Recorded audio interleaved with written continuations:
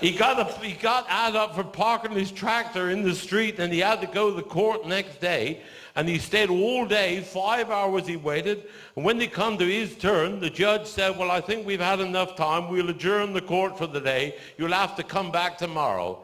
Denzel said, you're a hairy-ass, pompous old fart. He said, 6 words, it's going to cost you a lot of money, £20 you're going to have to pay, contempt of court.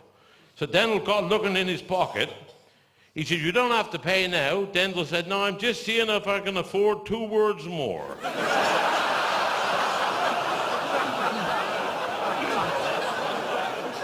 But he said, what did you do on the 8th of March this year? He said, bugger all, Your Honor. He said, I beg your pardon? He said, bugger all, Your Honor. So he looked at the clerk of the court. He said, what did that boy say? He said, bugger all, Your Honor. He said something, I seen his lips move.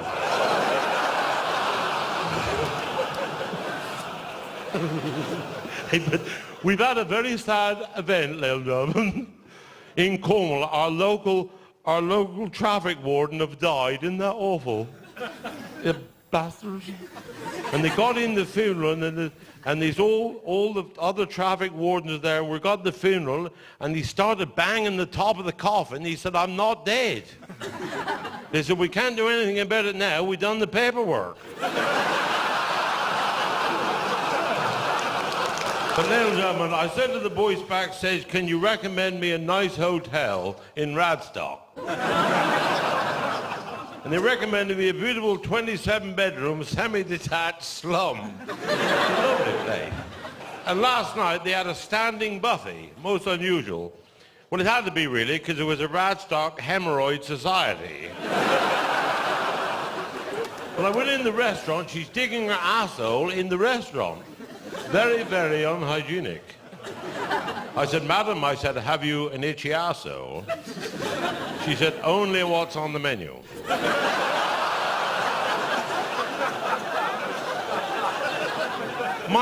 One of my daughters, she just got married. She'd been away on honeymoon. Well, she come home yesterday. I said, how did the honeymoon go? She said, he touched me head. I said, what? I said, he split your whiskers?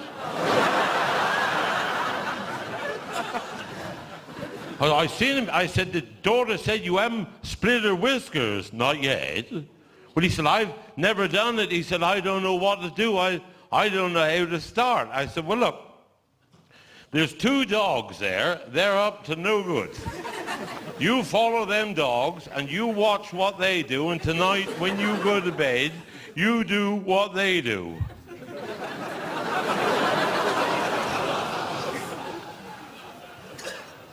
She rung me this morning. Dad, she said, he come in the bedroom last night, he sniffed me asshole and pissed up against the bedpost.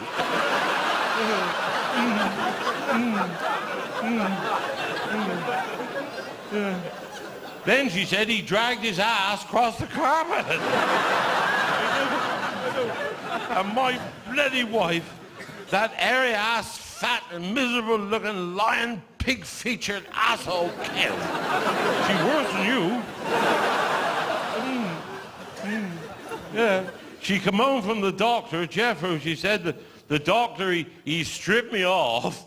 Christ.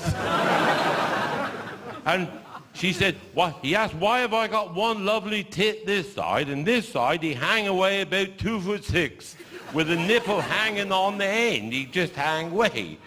Well, she said, I told him at night Jethro keeps sucking and pulling the long tit. He said, have you thought about sleeping in separate beds? She said, well, we sleep in bunk beds as it is.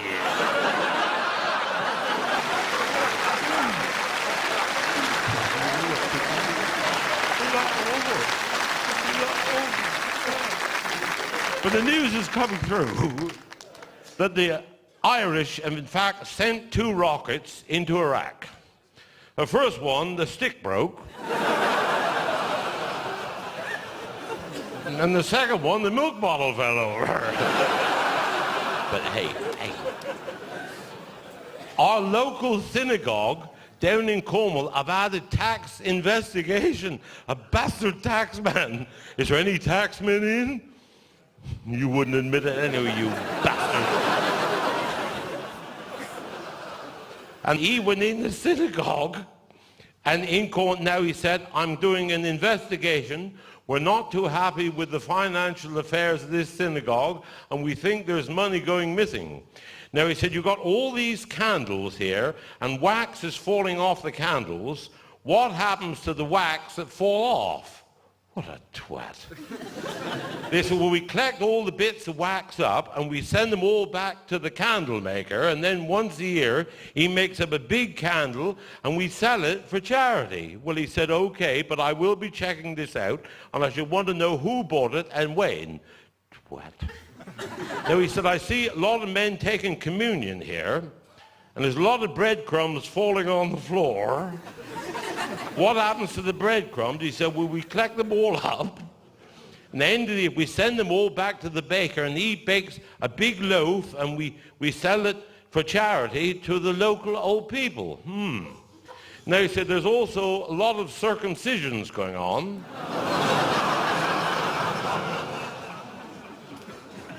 He said, what happens to all them bits of skin?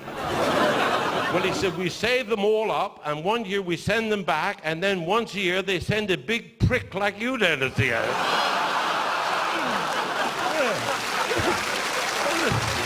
A big prick like you. But I was reading in the paper that a North American Indian had been conscripted to fight with the Americans in Iraq, but he couldn't even speak the language. Poor bugger, he couldn't speak English. He's a North American Indian. He had to go and fight. Well, he didn't know what they're saying. Well, he got out there, and the big sergeant major said, what regiment are you? Well, he said, you know what regiment you are? Oh. Well, he said, are you parachute regiment? Oh. Well, he said, are you infantry? Infantry. Oh. He said, are you commando? Well, he said, are you reconnaissance observer corps? And he's gone. He run 5 miles, and he met another mate. He's a North American Indian as well. He said, where are you running from? He said, I'm not staying there with that bastard. He just told me when the rains fall and the grass grow, he's going to shag me till my eyes fall out. Hey, is there anybody in from France? Oh, shit, is there? Well, piss on me, you froggy twat. Bastard, using asshole, berry-ass, bastard, French, bastard, French, hairy-ass, frog-eating, shit-faced, slimy-skin, asshole, bastard, French, bastard. Do you realize they had more injuries in the World Cup than they did in the Second World War? When I was in the maternity hospital, there was me and the Frenchman and the West Indian. And the doctor came out, he said, you've all become the proud father of a beautiful baby son. Wasn't that lovely? Wasn't that nice? He said, the only thing is, we've mixed the babies up. Do you think with a bit of parental instinct, you would know your own baby? I said, of course. I said, of course. I said, I shall go first. I said, there can be no doubt. Now, I said, there can be no doubt about this whatsoever. I said, that black one is definitely mine. Well, he said, we were thinking the black one may have belonged to the West Indian gentleman. I said, it's nothing to do with the West Indian. That black one is mine. There can be no mistake whatsoever. He said, why are you so sure? I said, one of them white bastards is French, and I can't live with that.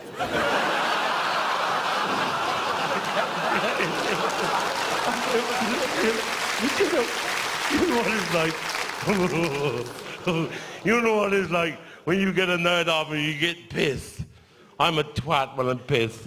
I got in the pub and I pissed, and I said, if you people in the pub, I said, if you bring me any hide of any animal in the world, you blindfold me, I can tell by the feel of it what sort of animal it was, and if you show me the hole in the hide where it was shot, I can tell you what rifle it was shot with. What a load of crap, and what a load of bollocks.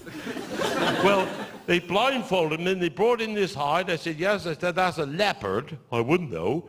And they showed me the hole. I said, that's shot with a 30-06 rifle. Christ, I was right. That's another pint.